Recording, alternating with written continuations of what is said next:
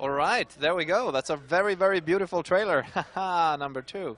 And we're going to throw ourselves right into the next matchup. And this time, we're going to have 2 silver players. And for introducing them, I'm going to ask our administrators here to run the players' presentation again. So we can have that one.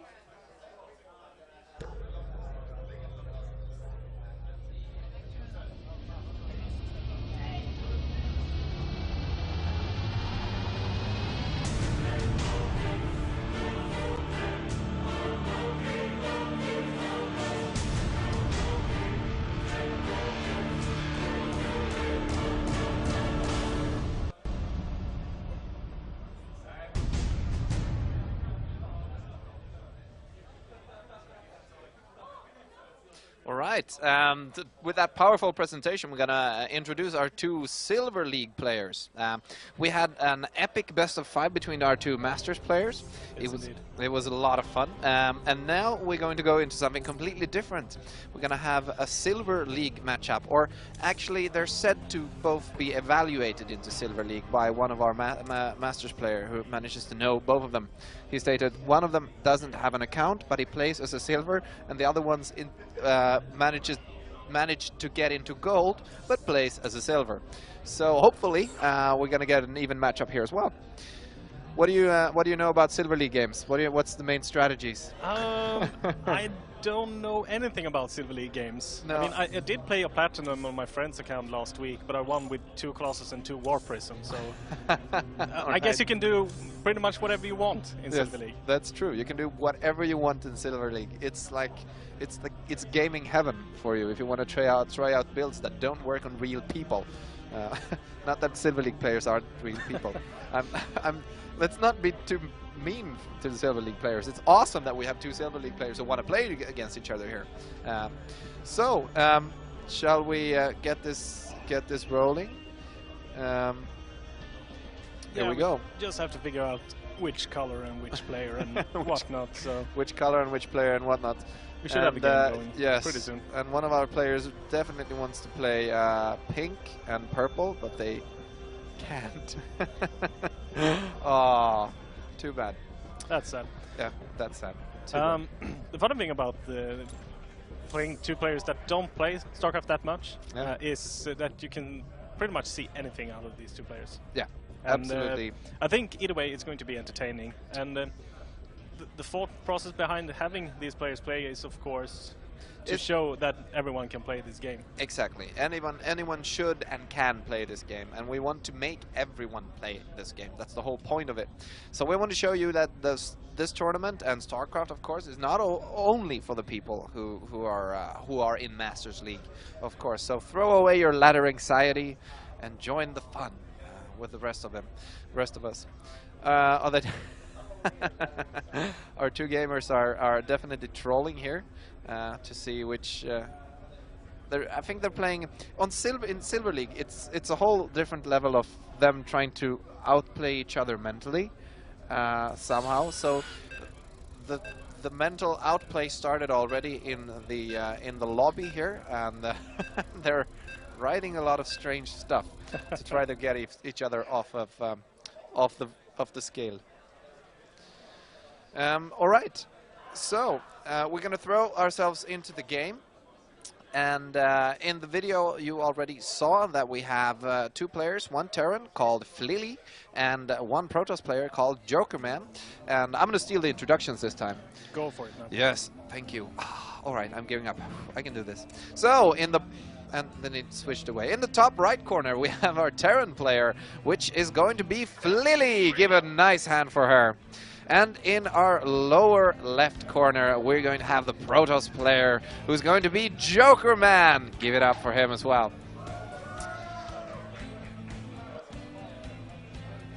Oh,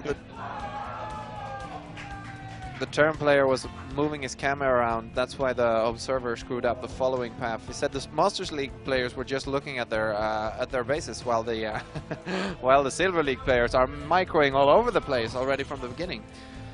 So there's a little bit of StarCraft love here to start the game off. I think that's nice. Yeah. It would be interesting to see if Jokerman can live up to his nickname here and Pull some stunts on his opponent, you never know. Pull some weird stunts. And we should also probably mention that it's worth mentioning that our Terran player is actually a girl, and there's all too few of those playing StarCraft, I think. There is a clear lack of girls in StarCraft. There's a clear lack of girls, and I think there should be difference made. And Madalisk and a few others are really pointing the way for the rest of the world here to join in. So if you're at home and you're a girl and not playing StarCraft, start and join. And if you're a boy and you have a girlfriend who's not playing StarCraft, start with Mario Kart and then move up to StarCraft. I read an article about something called gateway games, which is gateways into heavier gaming. Oh, so like gateway drugs. Yeah, basically like gateway drugs. Not at all. No, not at all, but still, yeah. Anyway.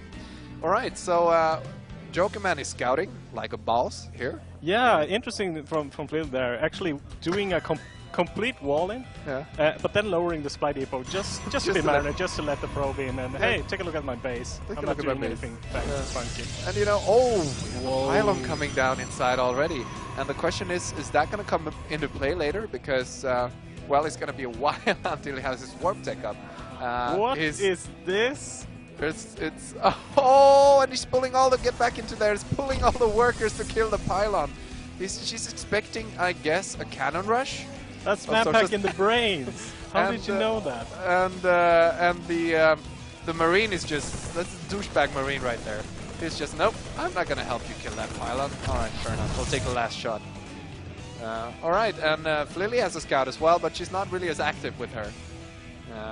No. So, okay, so Warp Tech is starting, and we didn't see any fancy behind the gates, behind the lines warping in, which would have been fun. Would have been a lot of fun. I still don't understand, how did she know that the pylon were there? She just not sending one SCV to scout, actually pulling like 5 or 6. I'm going to kill that pylon that I don't know is there. That I don't know is there. She has map hacks in the brain. She has map hacks in the brain, or she's not wearing the earphones under her butt. She is. We actually control that. The point is, these two players actually know each other pretty well. So I'm thinking now Jokerman, as I stated, didn't even have an account before yesterday, so he started one and he said that it's cool, I got this, I practiced yesterday and today. So he knows the game perfectly now.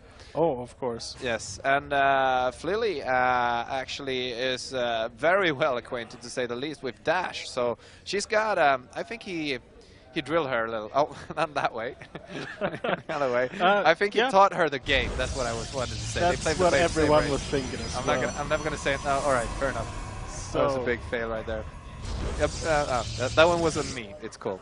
Okay. It's cool. So the warp tech is soon to be done, and he has 3 gateways, adding a 4th as well. So we might see some aggression out of the Protoss player. And Flily has expanded, but no bunker. Oh, there we go. Placing down the bunker. Placing down the bunker. So should be safe against this, unless... but the question is it going to come? Will there be a move out? There's a small move out as of right now, is there?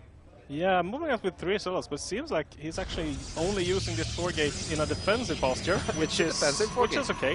Yeah, I mean, if there would be an attack from the Terran player, he would be safe. He would be completely safe.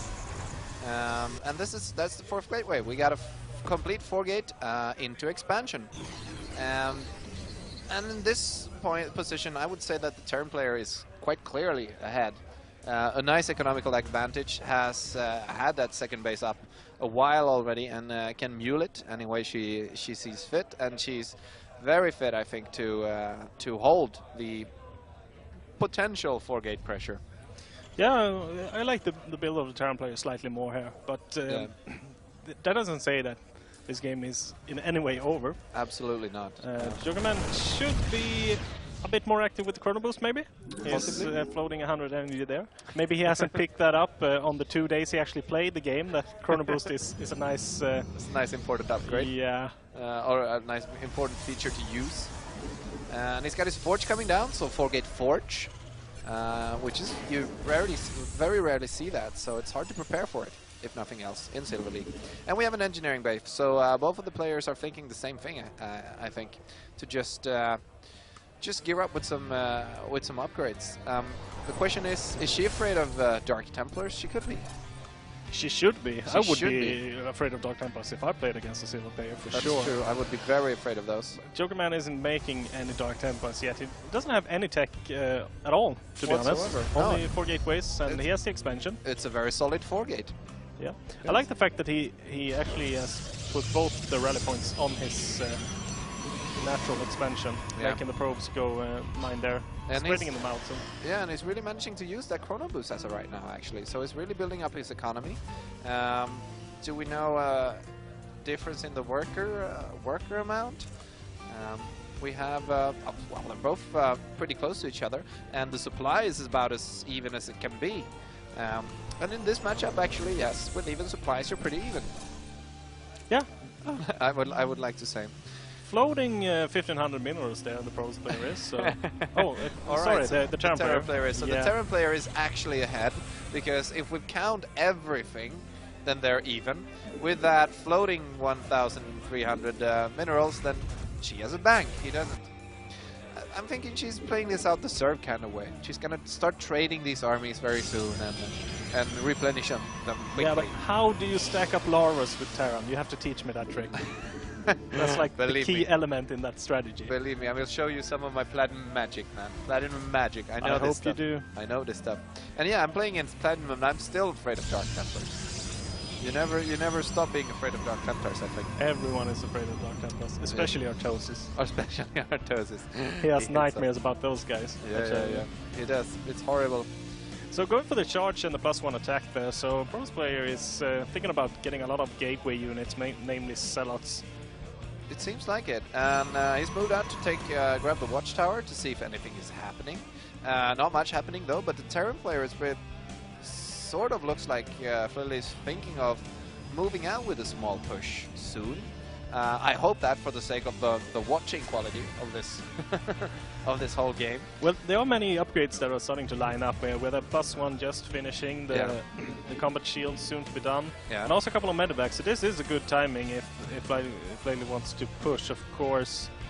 The Protoss player doesn't have any kind of splash damage, so it's always hard to hold these kind of pushes without that. Yeah, and I'd like to say for a silver player, I really got to recommend her macro. It's doing very good. She's popped up quite a good economy. Well, she could have built a bunch more SCVs than she has actually, since Jokerman managed to catch up pretty quickly. But then again, he has the chrono boost, and when he started to use it, it worked very well. And oh, she's going to lose a medevac. This is the first engagement. Those Zealots are really not sure if they're going to engage or not, and I think he did a good choice there with turning around. Yeah, doing the smart choice there and warping in some extra units as well. Only Zealots and Stalkers though would really have benefited from a couple of sentries there, but the question is how good is his sentry control? That is also something to take into consideration. Yeah, there's so many more factors in this matchup, man. Things you usually don't think about, just take for granted. Yeah, exactly. That is true. So we have to see that the medevac is almost drained of energy because of that prior stim. So yeah. But ooh, he doesn't want to engage yet, it seems Jokerman, trying to just buy some more time, but now he has to, and the Zealots are playing so fast against the stim units. Yes. Oh, and a missed move there. A little bit of a missed micro, and he's going to lose all those Stalkers. And we have a nice warping of Zealots, but I'm not sure if they're even going to get to the units. Nah, Zealots against stim units, also with the upgrades, it's not easy for those to accomplish anything on their own, and it seems like this push here from Terran player might actually win the game. She has a lot of reinforcement back at home as well, and if she would pull those guys, she would they would be really over. If she in some way lost these units, she's doing very good. Now we have some high ground pressure, but she manages to turn them around like a pro. She just wanted to take out that expansion. And look at the supplies, man. 127 to 51. Terran player is doing very good here. Manages decided that, hey, I'm not content with the Nexus. I'm aiming for more in my life. I want to kill an assimilated creature. Yeah, and she's doing a great job with actually producing while she is attacking. Yeah. Something we often see a lower league player, and that is something that me myself have a lot of problems with, even as a master. So very true. That's a good job there, and that's why she has such a big second army moving out on the map right now. Yes, and there's the big ball coming out. Jokerman decided to take his second base again because he pushed that back. But this push, I don't really see how he'll stop this. No, without splash damage and just the sheer amount of units. It's 141 against 54 supply. This is going to be hard. It's going to be harsh. Here comes the mighty Terran, man.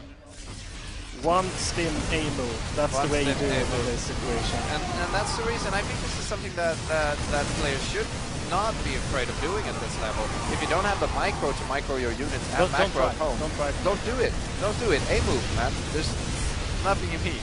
And coming down from Jokerman, figuring, how do I solve this? Yeah. When behind Dark Shrine, no. I don't think there's any room for Dark Shrine anymore. I think he has to focus about the next map and what to do differently to beat this player, because of that initial engagement, this was pretty one-sided. And obviously, it's a little bit hard for him to let her macro. She's got pretty solid macro, and the timing of that was pretty good.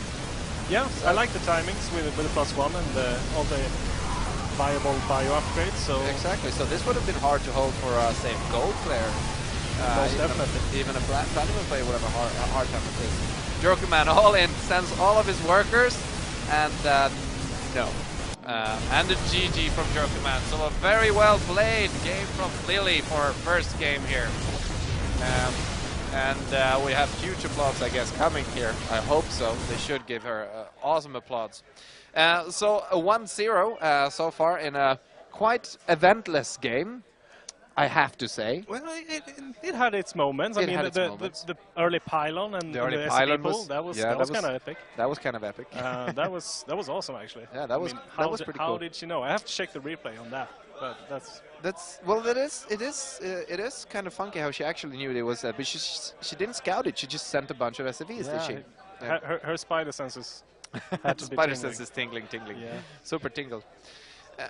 Let's no, let's not do that. Let's we're figuring out what to do here. So I'm thinking we should throw ourselves into the next game, and Jokerman as a loser should be allowed to pick the next map, of course.